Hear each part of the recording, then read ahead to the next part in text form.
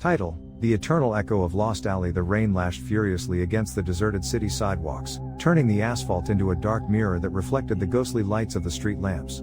Anna, with her coat collar turned up and her hands buried in her pockets, ventured into a labyrinth of narrow streets, guided by a crumpled map and the promise of a story that no one else seemed to believe. She was looking for the Forgotten Alley. Urban legend had it that the Forgotten Alley was a place that didn't exist on any official map, a scar in the fabric of the city, a temporal black hole where time had stopped. Some said it appeared to those who were lost, to those seeking something they couldn't find anywhere else. Others claimed it was a trap for unwary souls. Anna, a journalist in search of the scoop that would catapult her to fame, didn't believe in ghosts or alternative dimensions.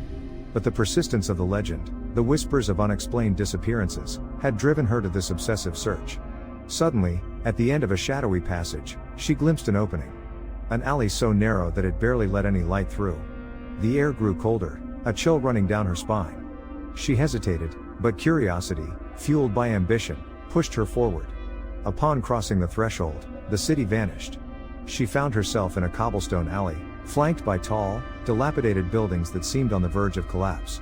The windows were boarded up or covered with dirty, tattered curtains.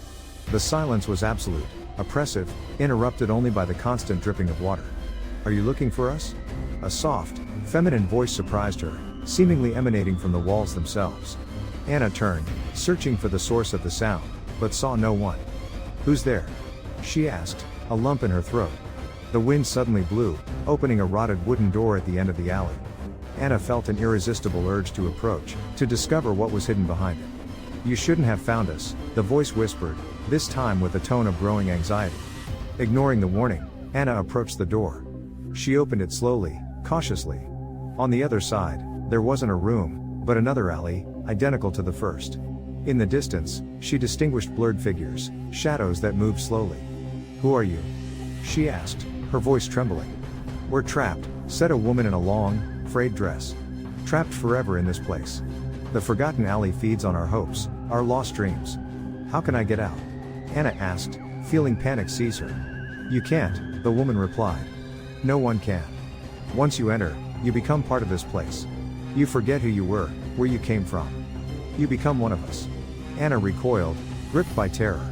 She tried to return through the door, but it was no longer there. The alley had transformed, stretching forward into an infinite labyrinth of shadowy passages. She ran, desperate, searching for an exit, but only found more alleys, more ghostly figures, more terrifying whispers. "You can't escape," an old man with a top hat told her.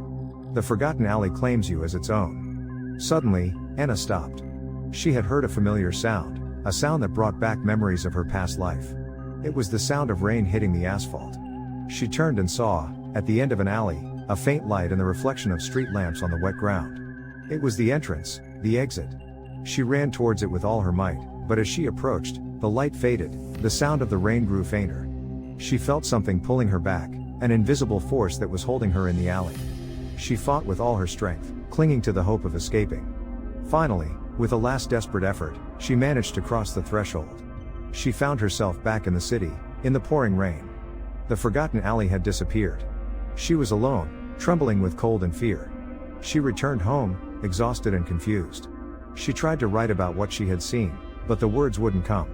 She felt that something had changed within her, that a part of her being had been trapped in the Forgotten Alley. Over time, the experience faded in her memory, becoming a blurred memory, almost a dream. But she could never completely forget the Forgotten Alley, the ghostly figures, the terrifying whispers. One night, while walking down a dark street, she felt a chill on her back. She heard a soft, feminine voice whispering in her ear, "Are you looking for us?" She turned, but saw no one. However, at the end of the street, she glimpsed an opening. An alley so narrow that it barely let any light through. The air grew colder.